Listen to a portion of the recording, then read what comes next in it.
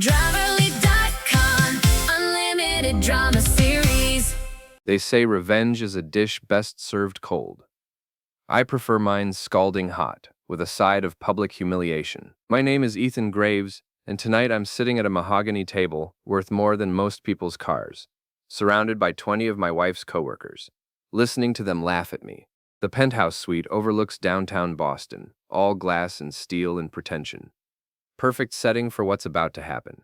So Ethan, Adam Voss says, swirling his wine like he's some kind of connoisseur, how's it feel being the backup husband? The table goes quiet for exactly 2 seconds before erupting in nervous laughter. My wife Lauren, beautiful, ambitious, apparently faithless Lauren, doesn't even have the decency to look embarrassed. She's smiling, actually smiling. I take a slow sip of my bourbon and study Adam. Mid-40s, expensive suit, the kind of artificially whitened teeth that scream insecurity.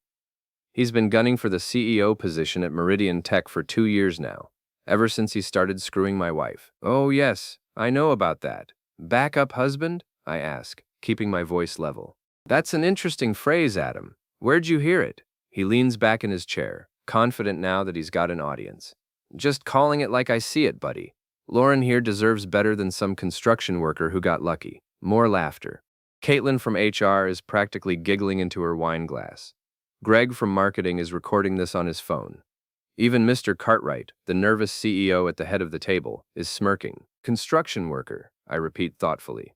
You know what's funny about that, Adam? What's that? I stand up slowly, buttoning my jacket. It's not expensive. I don't need to prove anything with clothes, but it fits well. The funny thing is that this construction worker owns 92% of this company. The laughter dies like someone flipped a switch. Adam's face goes white. What? I turn to Cartwright. Jim, would you mind confirming that for our friend here? Cartwright looks like he's about to vomit. His hands shake as he reaches for his water glass. It's true. Mr. Graves is our majority shareholder. You could hear a pin drop. 20 faces staring at me like I just announced I'm an alien. Lauren's mouth is hanging open. See, Adam, I continue, my voice still perfectly calm. While you were busy playing office politics and screwing other men's wives, I was buying up shares, quietly, patiently. Your little company was hemorrhaging money 3 years ago, remember? Nobody wanted to invest except one dumb construction worker. I walk around the table slowly, like a predator circling prey. You want to know what it feels like being a backup husband? It feels like watching your wife laugh at jokes about your marriage. It feels like pretending not to notice when she comes home smelling like another man's cologne. Lauren finds her voice. Ethan, please, I'm not done. My voice cuts through hers like a blade. Adam, as majority shareholder, I'm calling an emergency board meeting, right now. This table, these witnesses. You can't. Adam starts. I can. Jim, you know I can. Cartwright nods miserably. Motion to terminate Adam Voss for repeated performance issues and conduct unbecoming. All in favor? My hand goes up. After a moment of terrified hesitation, so does Cartwright's. That's all I need. Motion carries. Adam, you're fired. Security will escort you out. Adam's face cycles through white, red, and back to white. You can't do this. I'll sue. For what? Being fired for cause? Good luck with that. I turn to Lauren. Oh, and honey, that promotion you were expecting? Consider it canceled. Indefinitely. The silence stretches like a taut wire. 20 people watching the most spectacular public humiliation in corporate history. I head for the door, then pause. Adam, next time you want to call someone a backup plan, maybe check who's really in charge first. As I walk out, I hear Lauren calling my name. I don't turn around. My sister Viv always said I had a talent for keeping my mouth shut and my eyes open. Tonight, that talent is paying dividends. I'm in my basement office. Lauren calls it my man cave, with the same tone most people reserve for discussing sewage. Going through my wife's phone. She left it on the kitchen counter in her panic to chase after me tonight. Big mistake. The messages are all there. Months of them. Adam, can't wait to get you alone tomorrow. That hotel room is calling our names. Lauren, I know. I feel so guilty. But Ethan is just, he's not enough anymore. You make me feel alive. Adam, you deserve someone who matches your ambition. Someone who can give you the life you want. Lauren, I married him when I thought he was all I could get. I was wrong. I screenshot everything methodically, my hands steady despite the rage building in my chest. There are dozens of messages, dating back 8 months, hotel receipts, restaurant bills charged to her credit card, the one I pay for. The best part? They're planning to run away together. Next month, after Adam gets the CEO position he's been angling for. My phone buzzes. Sam, my foreman. Boss, you okay? Heard there was some drama at the fancy dinner. I'm fine, Sam. Actually, I'm better than fine. Can you meet me at Murphy's in an hour? Sure thing. Should I bring the boys? Just you. And Sam, bring your truck. We might need to move some furniture tonight. Murphy's Bar is exactly what you'd expect from a place called Murphy's Bar. Dark wood, dim lighting, and a bartender named Barb who knows everyone's business and isn't shy about sharing it. Sam walks in 20 minutes later, all 6'4" of him ducking under the doorframe. Ex-Marine, loyal as a dog, and meaner than a snake when he needs to be. We've worked together for 15 years. So, he says, sliding into the booth across from me. I take it the dinner didn't go well. Depends on your perspective. I fired my wife's boyfriend in front of 20 witnesses. Sam's eyebrows shoot up. No shit? Lauren's been cheating? 8 months, minimum. I slide my phone across the table. Read these. He scrolls through the screenshots, his expression darkening with each message. Jesus, boss. Backup plan? Who talks like that? Dead men, I say, and I'm only half joking. Barb appears with 2 beers and a knowing look. Heard there was some excitement at the Meridian Tech Party tonight. Word travels fast. Honey, half their office is in here right now, talking about how you humiliated Adam Voss. Caitlin's over there telling anyone who'll listen that Lauren's been having an affair. I look over. Sure enough, there's a cluster of Meridian employees in the corner, all talking animatedly. Caitlin catches my eye and quickly looks away. Barb, I say, you still got that friend who works security at the Hilton downtown. Her grin is pure evil. Might do. What kind of security footage you need? The kind that shows my wife and her boyfriend checking into room 412 last Tuesday afternoon. That'll cost you. How much? Dinner. Somewhere nice. I've been divorced 3 times. I know the value of good revenge. An hour later, I'm back home. Lauren's car is in the driveway, and every light in the house is on. I can hear her pacing in the living room, talking on the phone. Mom, I don't know what to do, he just snapped. He fired Adam in front of everyone, and now the whole company knows about us. I stand in the doorway, watching her. She's still in her black cocktail dress, the one I bought her for our anniversary last year. Her makeup is smudged from crying. She sees me and ends the call quickly. Ethan, we need to talk. Do we? This is all a misunderstanding. Adam was just being cruel, trying to get under your skin. There's nothing between us. And I hold up her phone. Really? Because these messages tell a different story. The color drains from her face. You went through my phone? You left it on the counter. I was curious. I scroll to one of the more explicit messages. Should I read this one out loud? It's pretty detailed about what you two did in that hotel room. She sits down hard on the couch. Ethan, please. I can explain. I'm sure you can. You always were good with words. It's one of the things I fell in love with. I pocket her phone. But I'm not interested in explanations anymore, Lauren. I'm interested in consequences. What does that mean? I head for the stairs. It means you should probably find somewhere else to sleep tonight. And tomorrow you should start looking for a new job. You can't fire me. I have a contract. Read the fine print. Morality clause. Adultery is grounds for immediate termination without severance. She's crying now, but I don't feel the sympathy I expected. Instead, I feel something cold and calculating settling in my chest. Ethan, please. I love you. I made a mistake, but I love you. I pause at the bottom of the stairs. No, Lauren. You love the idea of me, the security I provide, the house, the cars, the credit cards. But you don't love me. If you did, you wouldn't have spent 8 months planning to leave me for a man you thought had more money. That's not. It is. And you know what the funny part is? Adam doesn't have more money. He makes less than half what I do. You were trading down.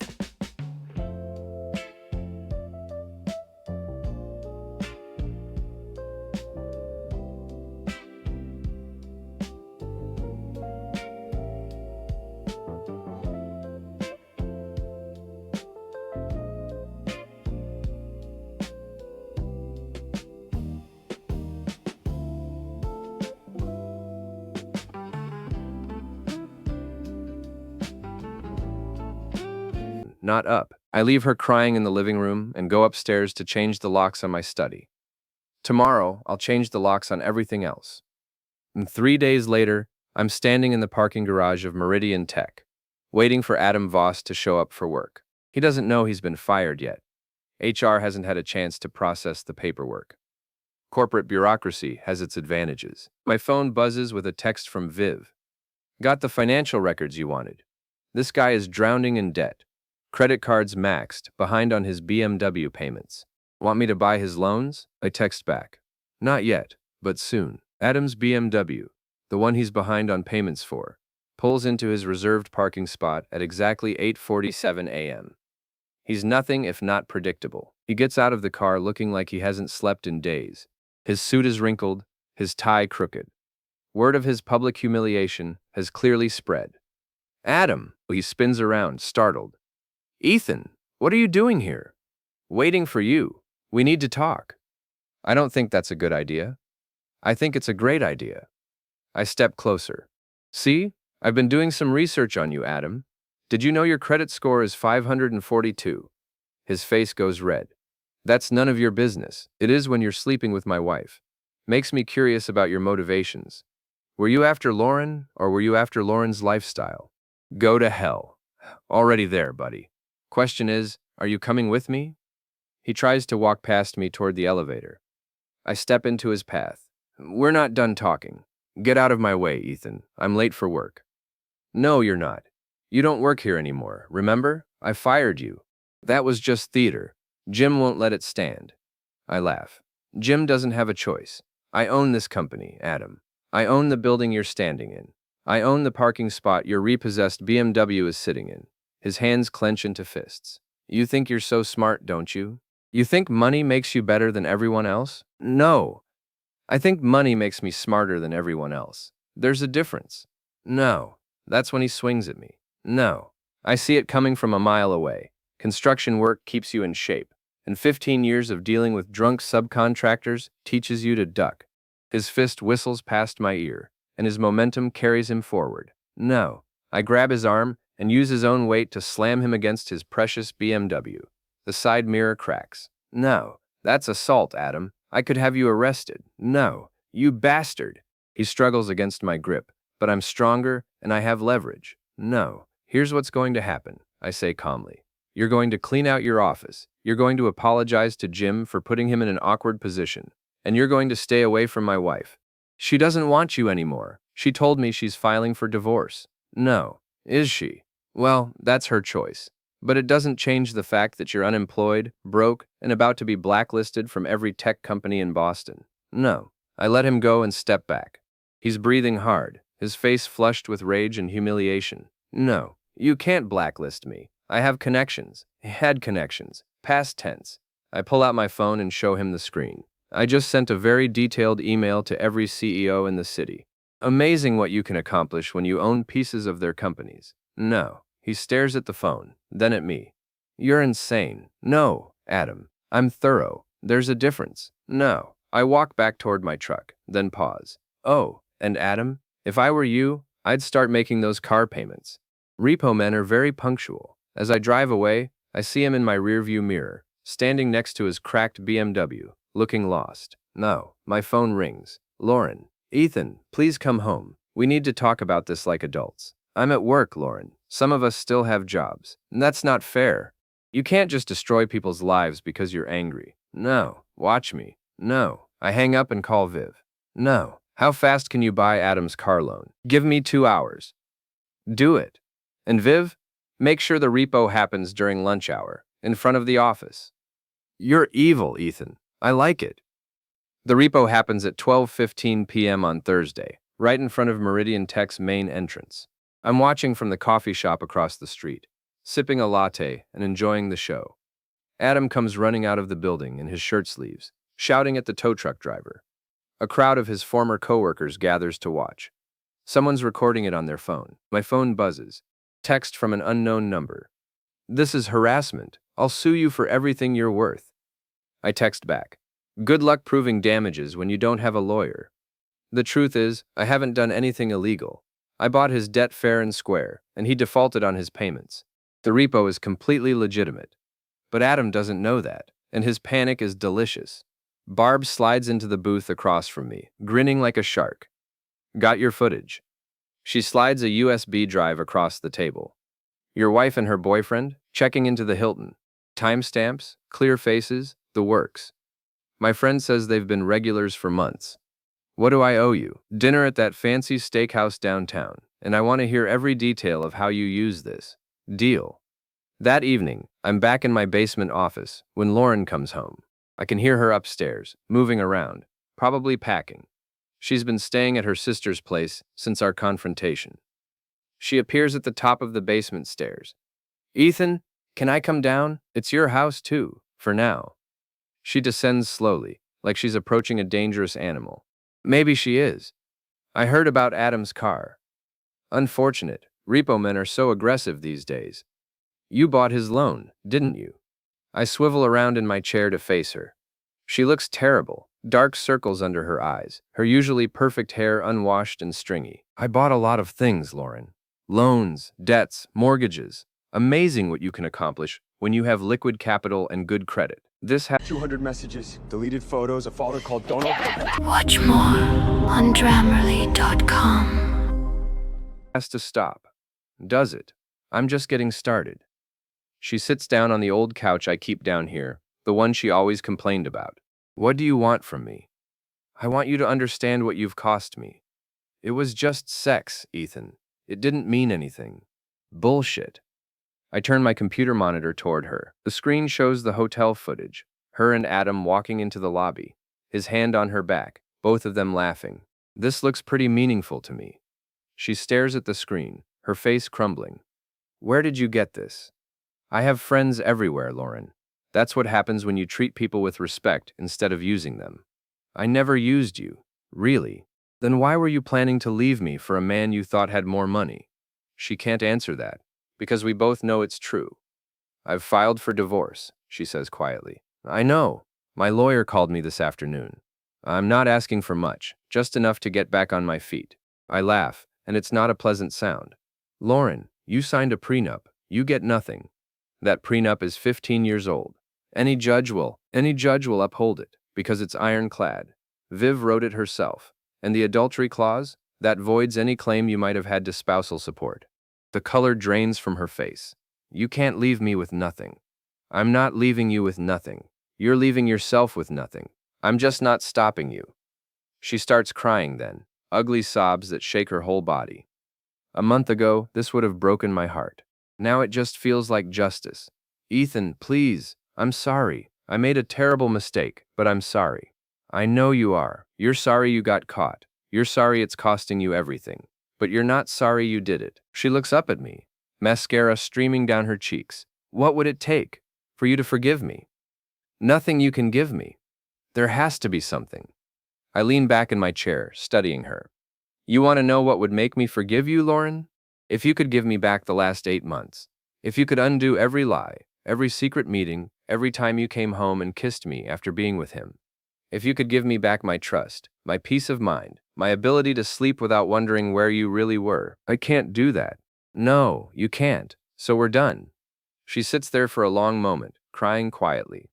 Then she stands up, wipes her eyes, and heads for the stairs. Lauren? She turns back. You should know. I'm buying the building where Adam's apartment is. The eviction notice goes out next week. Her face goes white. You're destroying him. He destroyed my marriage. Seems fair. After she leaves, I pour myself a bourbon and call Sam. How's the demolition going on the Henderson project? Good. Should be done by Friday. Why? I might have another building that needs some work. I'll send you the address. 2 weeks later, I'm sitting in the same hotel suite where this all started, waiting for Lauren and Adam to arrive. They think they're coming to a reconciliation dinner. Lauren got a tearful voicemail from me this morning, begging her to give our marriage one more chance. She bought it completely. The suite is set up perfectly. Cameras hidden in the floral arrangements, recording equipment in the side room, and 22 guests who think they're here for a surprise party. Jim Cartwright sits at the head of the table, nervous as always. The entire Meridian Tech Board is here, along with key employees and a few special guests, including a reporter from the Boston Business Journal who owes me a favor. Ethan, Jim says quietly. Are you sure about this? This seems extreme. Jim, when someone tries to destroy your life, extreme is the only appropriate response. At exactly 7 p.m., Lauren walks in. She's dressed to kill. A red dress I've never seen before, probably bought with Adam's credit card. Adam follows behind her, looking uncomfortable but trying to hide it. They both freeze when they see the crowd. Surprise, I say, standing up with a champagne glass in hand.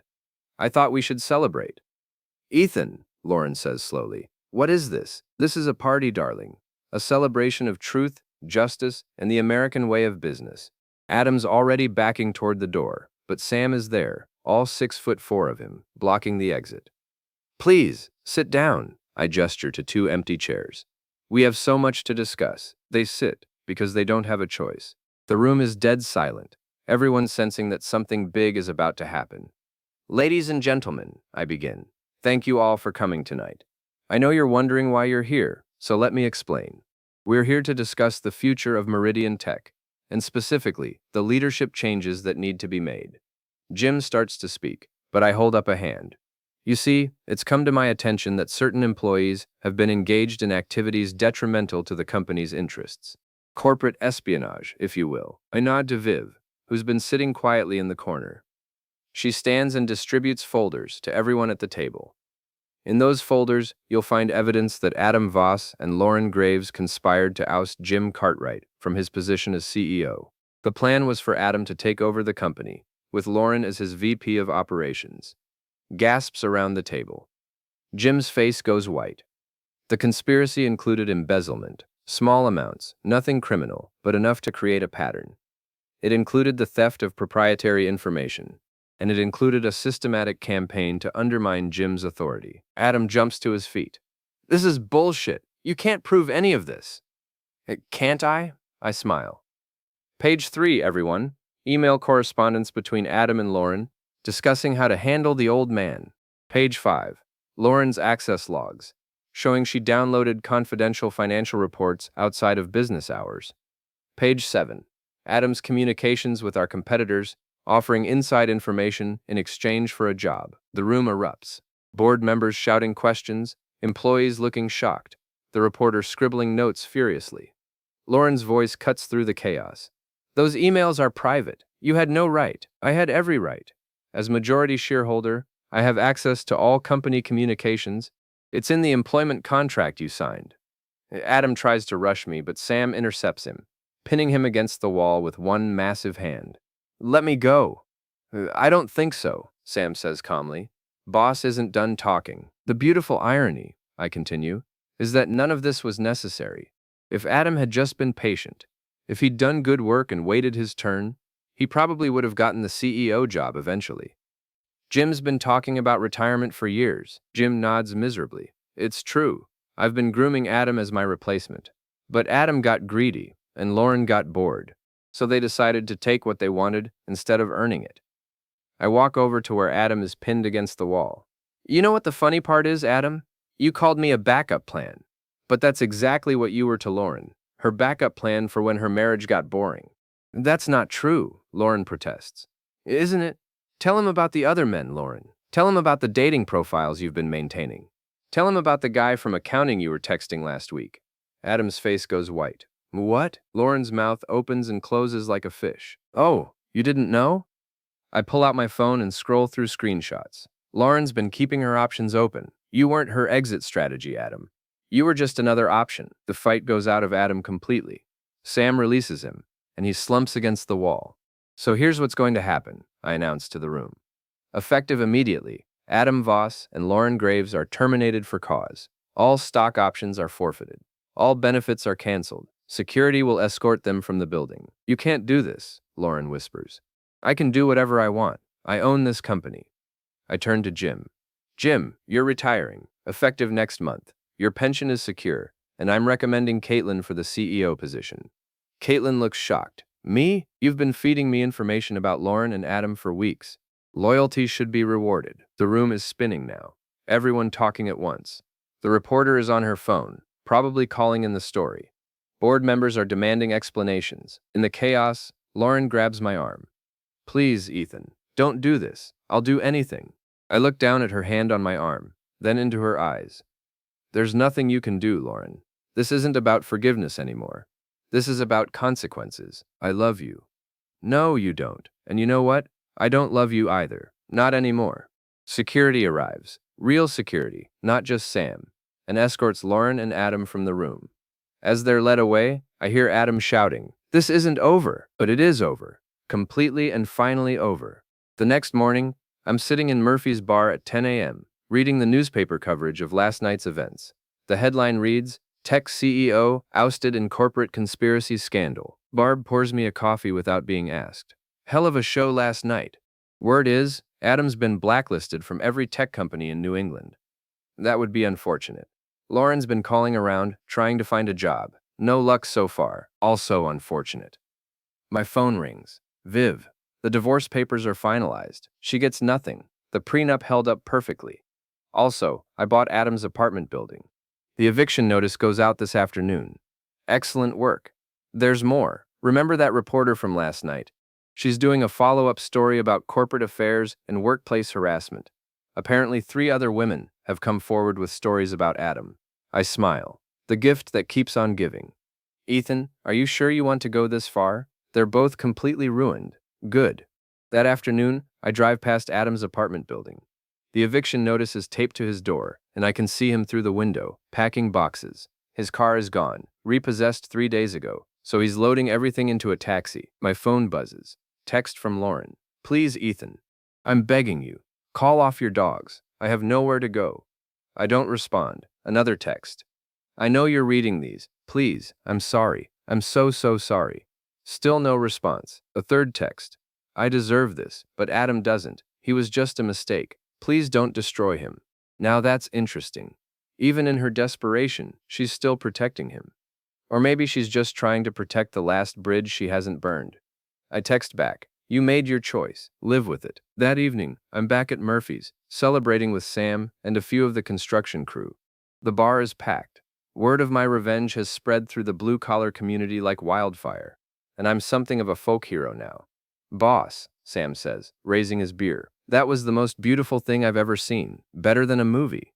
"To Ethan," calls out Mike from the electrical crew, "for showing those white-collar assholes what real power looks like." The bar erupts in cheers. I raise my glass and smile. At exactly 9 p.m., Lauren walks in. The bar goes quiet. Every eye in the place is on her as she makes her way through the crowd toward my table. She looks terrible. Cheap clothes, no makeup, her hair pulled back in a messy ponytail. "Ethan," she says quietly, "can we talk, please? We're talking now, privately." "I don't think so. These are my friends, Lauren. They've earned the right to hear whatever you have to say." She looks around the room at all the hostile faces, then back at me. "Fine. I came to apologize, not because I want anything from you, but because you deserve to hear it. I'm listening. I was selfish. I was cruel. I threw away the best thing in my life because I thought I deserved more, and I was wrong. You were never the backup plan, Ethan. You were the only plan that mattered, and I was too stupid to see it." The bar is dead silent. Even Barb has stopped wiping glasses. "I'm not asking for forgiveness," Lauren continues. "I'm not asking you to take me back. I'm just asking you to stop, please.